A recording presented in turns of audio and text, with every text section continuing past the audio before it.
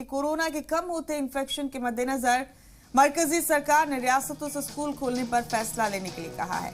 मरकजी हुकूमत ने स्कूल खोलने को लेकर रियासतों को तरमीम शुदा हिदायत जारी की है। रियासती हुकूमत और मकामी इंतजामिया को स्कूल खोलने या बंद रखने का फैसला लेने का इख्तियार दिया गया है। वाजो के अरुणाचल प्रदेश, लक्षद्वीप, मध्य प्रदेश, सिक्किम, कर्नाटक, तेलंगाना, त्रिपुरा, आंध्र प्रदेश, तमिलनाडु, गोवा, मणिपुर और असम में पूरी तरह से स्कूलों को खोल दिया गया है, जबकि 16 रियासतों में जुज़वी तौर पर स्कूल खुले और 9 रियासतों में स्कूल पूरी तरह से बंद हैं, जिसमें यूपी, पंजाब, पुदुचेरी, झारखंड, लद्दाख, जम्मू कश्मीर, ओडिशा, बिहार और दिल्ली शामिल। सभी तलबा और स्कूल स्टाफ को मास्क पहनकर स्कूल आना होगा और इसे पूरा दिन पहनना होगा। Staff room, office area, assembly hall और दीगर कॉमन एरियाज में हर वक्त समाजी दूरी की पासदारी करनी होगी। और दूसरी बड़ी खबर दे दें आज की आपको। इन दिनों शुमाली हिंदुस्तान के पहाड़ों पर बर्फबारी हो रही है, जिसका असर मैदानी इलाकों पर भी देखा जा सकता है। जम्मू के मशहूर सयाहती मकाम पटनी टॉप में ताजा बर्फबारी हुई। ताजा बर्फबारी के बाद गुलमर्ग में -6 डिग्री सेल्सियस तक दर्जा हरारत पहुंच गया। सयाह बर्फबारी से लुत्फानंदोज होने के लिए उत्तराखंड और हिमाचल प्रदेश पहुंच रहे। महकमा मौसमियात ने आइंदा 2 दिनों के लिए कई इलाकों में अलर्ट भी जारी किया है। हिमाचल की मनाली, शिमला जैसे मशहूर सयाहती मकाम एक बार फिर बर्फ से ढक गए। सोलन, अटल टनल और रोहतांग पास समेत कई इलाकों में सुबह से ही बर्फबारी हो रही। महकमा मौसमियात ने कुल्लू जिले और आसपास के लिए येलो अलर्ट जारी किया। उत्तराखंड के उत्तरकाशी के ऊपरी इलाकों में कल रात से ही बर्फबारी हो रही। और तीसरी बड़ी खबर दे दें आपको। ख्वाजा गरीब नवाज के 810वें उर्स मुबारक का आगाज हो चुका है।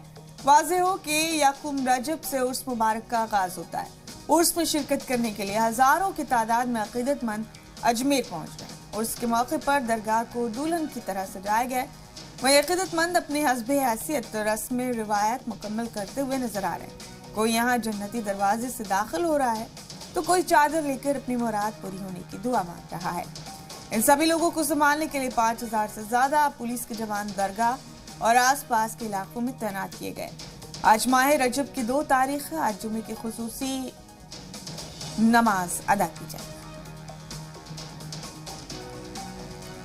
और चौथी बड़ी खबर यह है कि हिंदुस्तान ने बीजिंग विंटर ओलंपिक की मिसाल को गलवान के फौजी के हाथ में देने की मुखालफत की है। इसकी वजह से हिंदुस्तान के सफीर बीजिंग विंटर ओलंपिक की ओपनिंग सेरेमनी और क्लोजिंग तकरीब में भी शामिल नहीं होंगे। वैसे कबली चीन में इंसानी हुकूक की खिलाफ वर्जी के इल्जाम के सबब अमेरिका, ब्रिटेन समेत कई मगरबी ममालिक ने बीजिंग विंटर ओलंपिक का सिफारती बायकॉट किया है। इस बीच बीजिंग में विंटर ओलंपिक्स की ओपनिंग सेरेमनी की लाइट शो की रिहर्सल की गई। चीन में इस खूबसूरत लाइट शो को देखने के लिए मकामी लोग पुरजोश हैं, लेकिन कोविड-19 के जवाबित के सबब इस बार लोग ये लाइट शो सिर्फ टीवी पर ही देख पाएंगे।